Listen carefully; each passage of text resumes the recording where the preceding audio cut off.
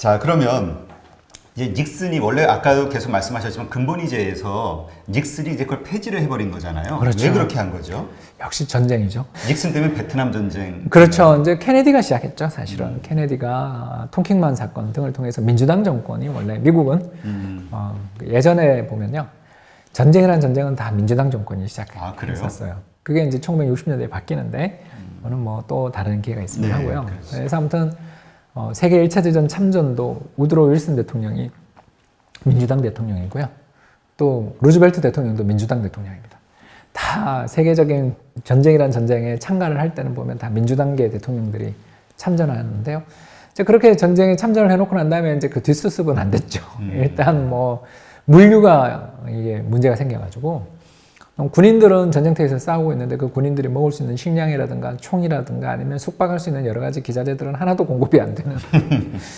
우리나라도 그랬었잖아요, 사실은. 지게로 다 나르잖아요. 그죠? 저 한국전쟁 때 보급을 지게로 했잖아요. 그러니까 도로가 없으니까. 뭐 일본이 뭐 그런 산골짜기 전쟁 있는 곳에 미리 도로를 만들어 놨을 리가 없잖아요. 그러니 이제 그 보급도 어려운 상황에서 수렁에 빠져드는 거죠. 수렁에 빠져드니까 정부에 이제 문제가 생기는 거죠. 일단 재정적자가 말도 못하게 나오고 또 재정적자가 말도 못하게 나오면서 그 어마어마한 재정적자를 조달해서 베트남에다가 군수물자를 실어 나르기 위해서는 다른 나라에서 필수물자를 수입해야 되잖아요.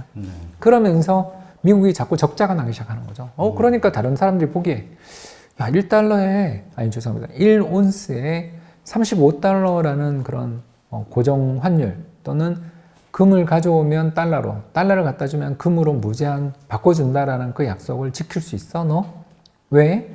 너 경상적자가 계속 확대되고 재정 수지도 저렇게 엉망이 되고 있는 상황에서 과연 1온스에 35달러라는 저 환율을 그대로 유지할 수 있겠어? 라는 그런 의문을 품는 나라들이 점점 늘어나고 사람들이 늘어났는데 그 중에 하나가 바로 드골 대통령입니다.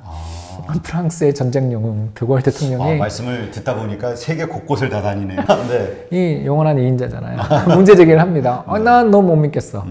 야, 너 그 전쟁터 가가지고 그렇게 돈을 펑펑 써대면서 우리가 달러를 줄 테니까 너 당장 금으로 우리한테 교환해줘.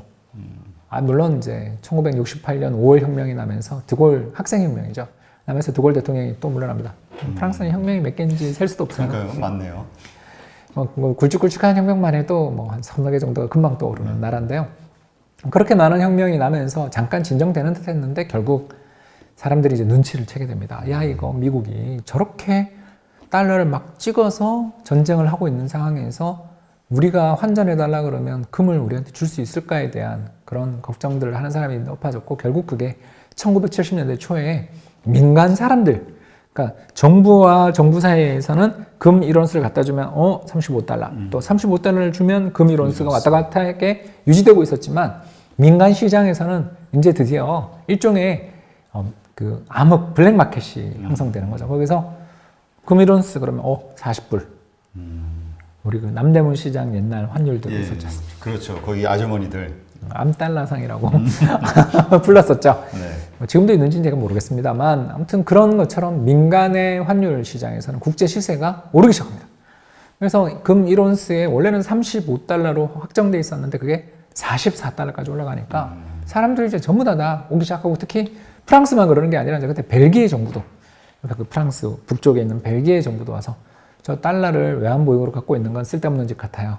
금으로 다 교환해 주세요. 이러니까 이제 그 닉슨 대통령 입장에서 왜 내가 대통령 할 때 이런 어려운 문제가 존슨 대통령이 뭐 하라고 확전을 해가지고 말이야 북폭을 왜 했어? 뭐 이렇게 생각했겠죠. 그러나 아무튼 닉슨 입장에서 연임도 됐는데 문제를 해결해야 되는 거죠. 그래서 이제 그 과정에서 두 가지 선택지가 있었겠죠. 첫 번째 선택지 교환 비율을 조정하자. 야, 내가 도저히 지금 1온스에 35달러는 내가 도저히 유지 못하겠다. 야, 그럼 1온스에 50달러 예를 들어서 이렇게 하자. 했더니 사람들이 아니 그걸 믿어줄까요? 그건 좀 걱정이 되죠. 이거 아무나 안 믿으면 또 문제가 되잖아요. 그렇죠. 그렇게 해서 투기가 발생하느니 차라리 금과 달러, 금과 파운드, 금과 프랑, 금과 마르크와 같은 금의 모든 통화의 가치를 고정시키는 제도는 이제 낡은 것이니 특히 대공황의 사례에서도 보는 것처럼 경기에 대한 대응에 어려움을 겪게 하니 이제 금과 달러, 금과 프랑, 금과 파운드를 일정 비율로 교환해주는 제도는 영원히 하지 말자라고 선언을 그것도 이제 8월 15일 날. 아, 8월 15일 날 유명한 일이 많았습니다. 그러네요. 저희가 8.15 모니터입니다. 화이팅! 그래서 제가 한번 강조했습니다. 네. 그래서 1971년 8월 15일 날 닉슨 대통령이 금과 달러의 교환을 정지. 언제 앞으로는 금을 들고 오더라도 달러로 교환 안 해주고 달러를 들고 오더라도 금으로 교환해주는 일은 저희는 없어요. 이제 환율은 국가 간의 가치, 달러의 가치, 통화의 가치는 국제시장에서 알아서 교환하는 걸로 합시다. 이렇게 바뀌게 됐습니다. 그거는 뭐 어디 의논을 한 게 아니라 미국 일방적으로 던졌죠. 던진 건가요? 이제 왜 그러냐면 금 본위제라는 게 사실은 달러 본위제였던 거죠. 저 때는. 왜냐면 이제 달러가 어마어마한 패권, 미국 국가니까 금과 미국의 달러만 금 본위제를 유지하고 다른 나라는 달러에 대해서 고정 환율로 거래가 되고 있는 시스템에서 미국이 가지고 있는 문제가 미국이 압도적인 우위를 가지고 있을 때는 이게 아무 문제가 없어요. 미국의 권위가 흔들리지 않을 때는. 근데 이제 뭐 독일이, 일본이, 프랑스가 이렇게 주변 나라들이 전쟁에 참화해서 다 패전국들이거나 전쟁터가 됐던 나라들이 회복되면서부터 서서히 그 사람들 입장에서 꼭 우리가 달러에 이렇게 고정돼야 되고 뭐 달러에 고정됐다는 이야기는 달러 정부 정책 금리가 미국이 금리 인상하면 우리도 다 따라 인상해야 되고 미국이 금리 인하면 우리도 다 따라 인해야 되는 나라마다 사정이 다른데 이거 정말 해야 되냐에 대한 반감들도 있었겠죠. 여러 가지 문제들이 얽혀서 벌어진 일이지만 일단 핵심은 미국이 이걸 더 유지할 이유가 별로 없는 세상이 와버렸다라고 볼 수 있겠습니다. 아, 그렇군요. 중앙은행에는 절대로 맞서면 안 된다라고 네. 얘기하셨거든요. 중앙은행이 이제 제일 무서워요. 이유가 또 왜 그렇죠? 1980년 이후에 이제 네. 이런 교훈이 생겼죠. 이제 1980년을 잠깐 회상해 보면은 네. 그때 금 1온스에 $1,000. 이게 상상이 안 가는 거죠. 아까 분명히 1971년에 $35였는데 네. $1,000. 30배. 그 말은 거꾸로 이야기하면 달러의 가치가 금에 비해서 30분의 1 토막. 떨어진 거죠. 예. 그러니까 누구나 달러에 대해서 신뢰가 없는 거예요. 달러를 가지고 있으면 저 금방 휴지되어 될 건데 내가 저걸 왜 해야 돼? 여러분 다 그런 생각을 하게 되면 이 달러가 기축통화로서의 위치가 취약해지겠죠.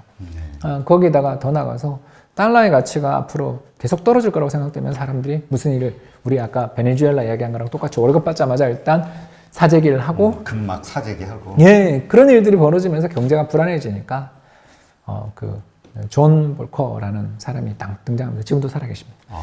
키가 2m에 달하는 정말 구척장신이시고요. 네. 유명한 분입니다. 이 볼커 연준 의장이 딱 임명되자마자 자기를 임명했던 사람이 누구냐 하면은 그 조지아의 땅콩 농장주였던 카터 대통령이셨는데 카터 대통령이 임명을 하자마자 카터 대통령의 그 의중하고 정반대되는 일을 합니다. 금리를 20%까지 인상해버린 겁니다. 지금 생각하니까 완전히 상상이 안 가죠. 그러니까 물가가 한 10몇 % 오르고 있는데 거기다가 이자율을 20%까지 올린 겁니다. 그러니까 어떻게 돼요? 사람들 입장에서 감상하니까 이런 생각을 하는 사람이 나오는 거죠. 아니 이거 물가가 계속 오를 줄 알았는데 뭐 그래 오를 것 같긴 해. 그런데 금을 들고 있으면 이자를 안 주는데 달러를 들고 있으면 이제 은행에 예금을 하면 20% 이자를 준대. 1, 2%도 아니고 20%인데 야 이거 뭐 이자도 안 주는 보관 비용만 드는 금을 우리 계속 들고 있어야 돼? 뭐 이런 생각들을 사람들이 가지게 되지 않겠습니까? 그렇죠. 그렇게 되니까 사람들이 금을 살려는 우위에서 달러 우위로 돌아서고 여기에 이제 특히 중앙은행이 감독 당국의 그 기능을 하게 되거든요. 그러면서 그 돈을 빌릴 때 몇 배 돈을 빌릴 수 있느냐, 선물 시장에서 몇 배 돈을 빌릴 수 있느냐에 대한 뭐 예를 들어서 아까 그 대공황 사태 때처럼 8배를 빌린다. 이렇게 하면은 700만 달러를 빌리기 위해서는 예를 들어서 100만 불이 필요해. 뭐 800만 달러를 빌리기 위해서는 100만 불이 필요해라는 증거금률을 올리게 됩니다. 선물 거래 증거금률을 대폭 인상해 버려요. 그러면서 시장이 꺾입니다. 그러면서 이제 은시장, 금 말고 또 은이 있는데 은시장에 투자했었던 달라스의 유명한 부자 헌트 형제가 파산합니다. 돈을 빌렸던 것에 이자율이 올라가니까 돈을 빌려서 대출해서 투자했는데 그만큼 못 보는 거죠. 그렇죠. 그러면서 순식간에 꺾이는 거 보고서 사람들이 다 교훈을 얻었죠. 와, 미국 중앙은행 정말 무섭다. 뭐야? 금리 20%? 또 그러다가 순식간에 1년이 지나서 물가가 안정되니까 다시 3%까지 금리를 내려서 경기를 확.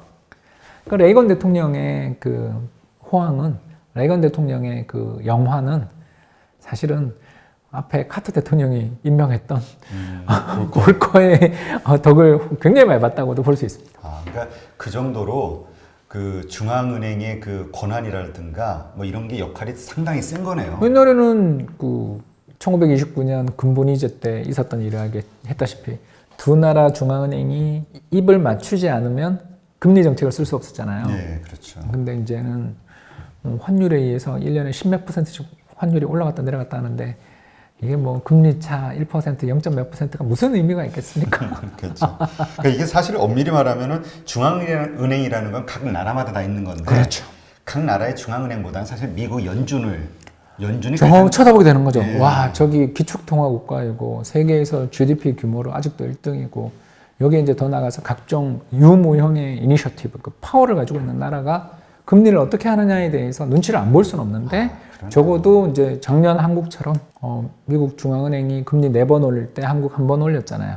그리고 또 미국 중앙은행이 올해 금리를 2차례 인하하기 전에 한국은행이 먼저 금리 인하했죠. 이런 것처럼 우리가 미국 중앙은행의 정책에 대해서 완전 독립이 있다고는 말 못하지만 대체로는 흐름은 따라가되 우리 자율에 따라 조금은 해볼 수 있는 여지도 있는 그런 좀 자유로운 통화 정책의 시대가 열렸기 때문에 중앙은행이 하는 일에 대해서 적어도 무시해서는 안 된다. 그렇군요.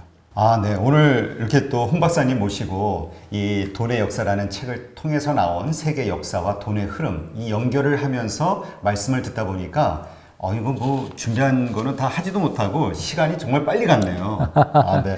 다음에 또 나머지 또 다른 부분들도 또 한번 재미있게 또 다뤄보도록 하시죠. 네, 그렇게 했으면 좋겠습니다. 네. 이렇게 바쁘신데 시간 내주셔서 감사합니다. 감사합니다. 네, 고맙습니다.